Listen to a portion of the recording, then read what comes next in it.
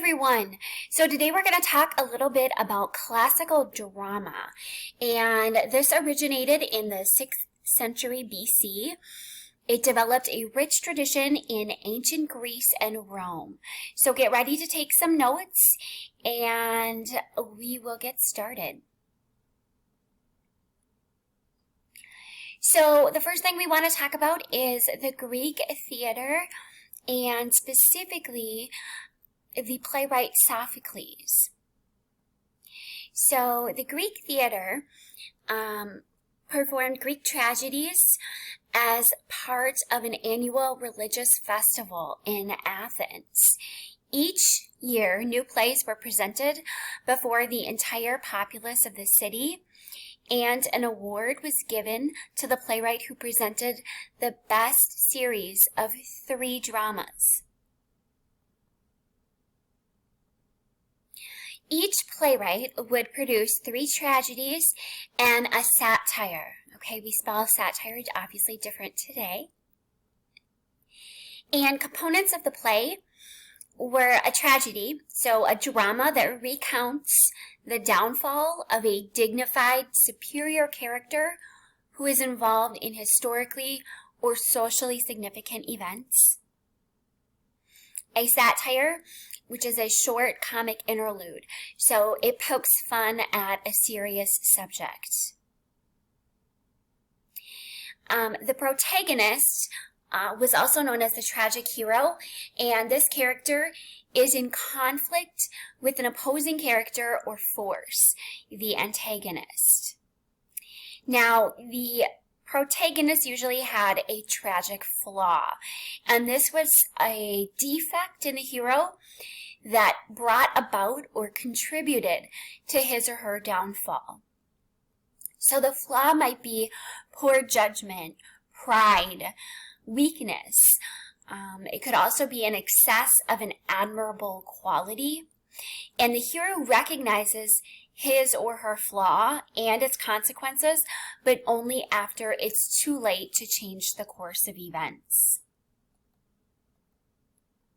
So Sophocles, the playwright that we're going to be taking a look at, received the prize often during his long productive life.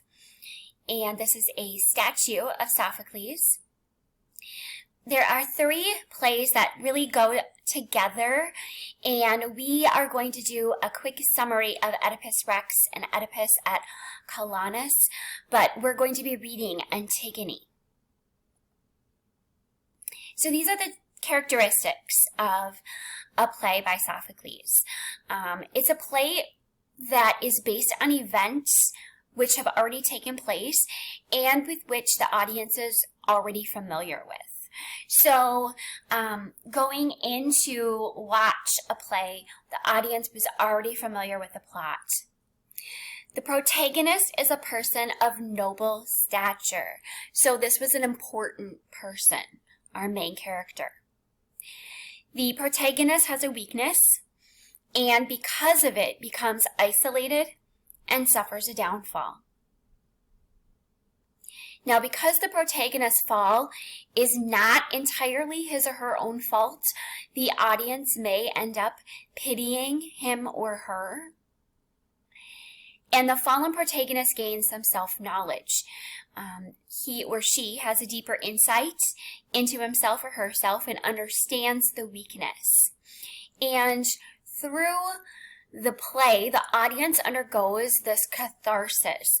So a catharsis is a purging of emotions. It's like if you watch something and you just laugh and laugh and laugh until you cry, right?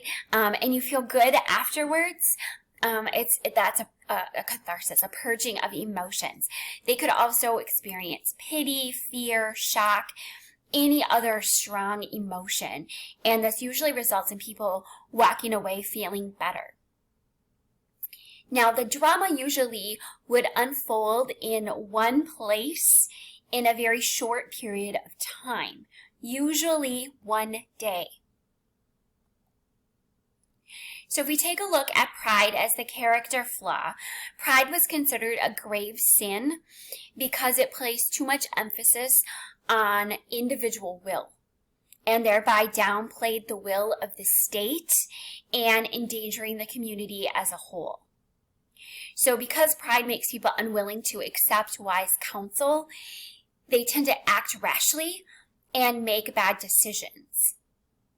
If someone has great pride, this is usually referred to as hubris.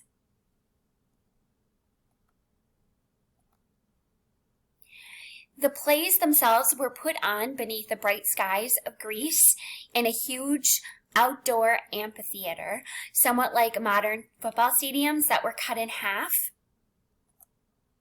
And they looked very similar to this up on the screen.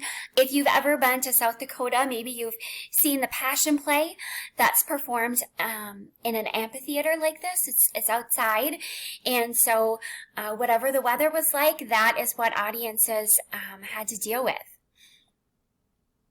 Now, these amphitheaters were built on hillsides and seated as many as 40,000 people at a time.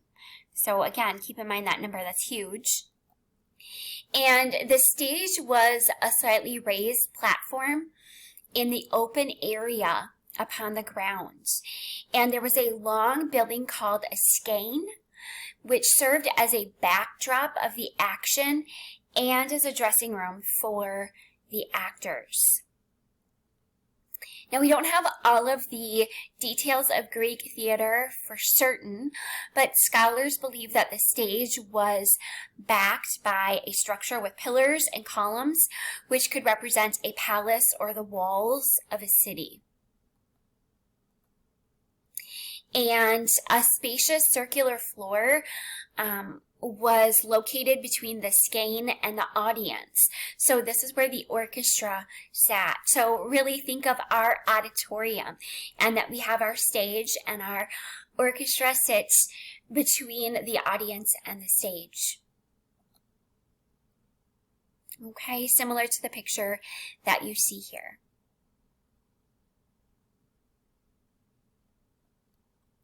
Now, all of the actors were men, and they wore masks, which may have contained built-in megaphones to send their voices through the vast theater.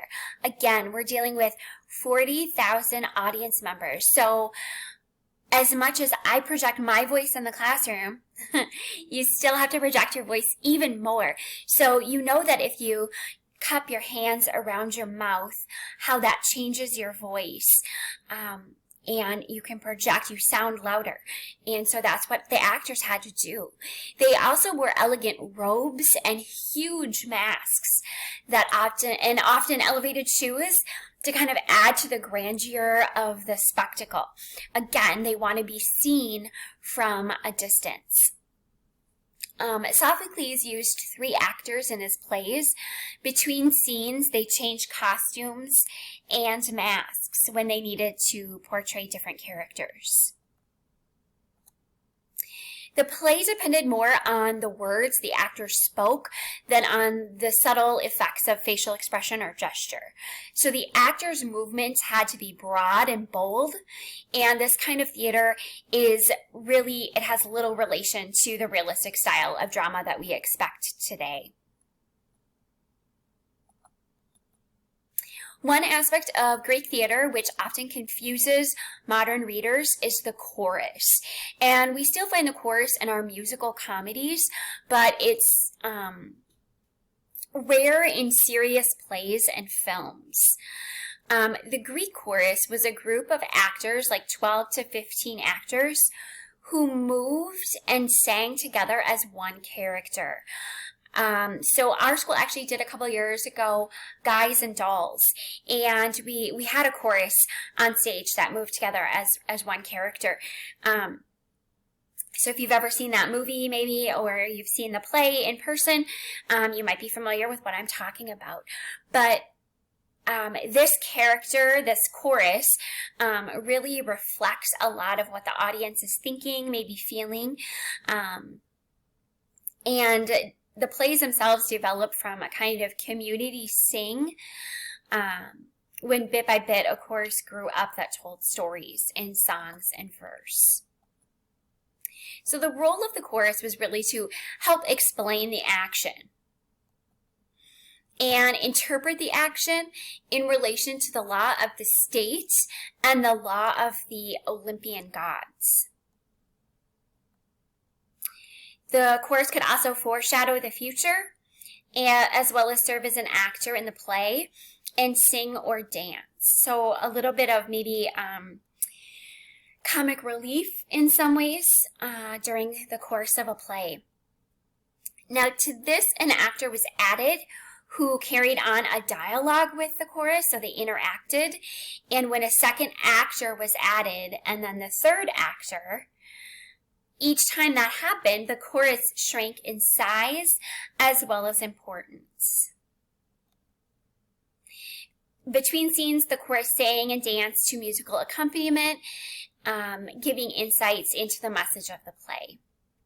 And the chorus is often considered a kind of ideal spectator, representing the response of ordinary citizens to the tragic events unfolding in the play. The chorus could also set the mood of the story, and sometimes, like in Antigone, the chorus sides with one or another character in the play. Warrants of impending disaster, and often the chorus creates a contrast with the loftier passions and thoughts of the hero. The chorus has common sense. The chorus, however, did not mouth directly the ideas of the author. So, like today's background music or a narrator or text that identifies time and place, the chorus gives us some insights. There are a few videos which I will include the slide for you if you want to take a look at later on that talk a little bit more about the purpose of a chorus. So conventions are a standard way of presenting action.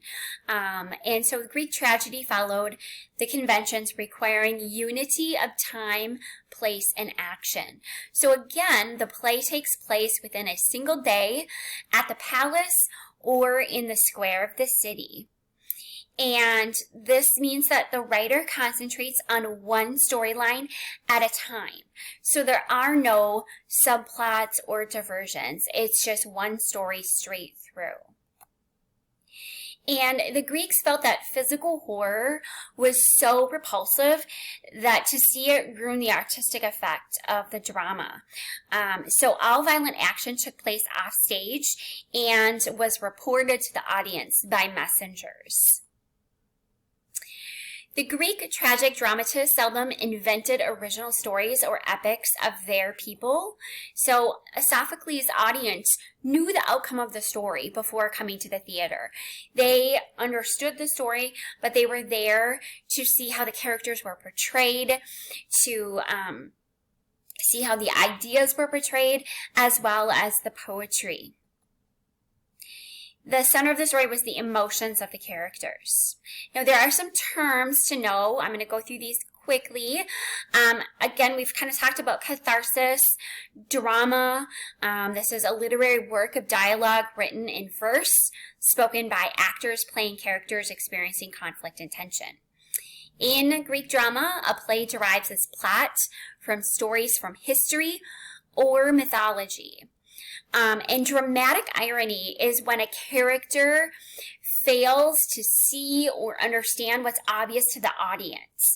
So in the story Oedipus was totally and completely unaware of what the audience already knew, that he was married to his own mother. Okay, so that creates more like the audience gets the horrible situation that this is before the main character. Okay, I want to talk about Dionysus, the patron god of Greek drama and of wine and vegetation. I'm going to pause it and have you watch part 2, and then we'll finish up.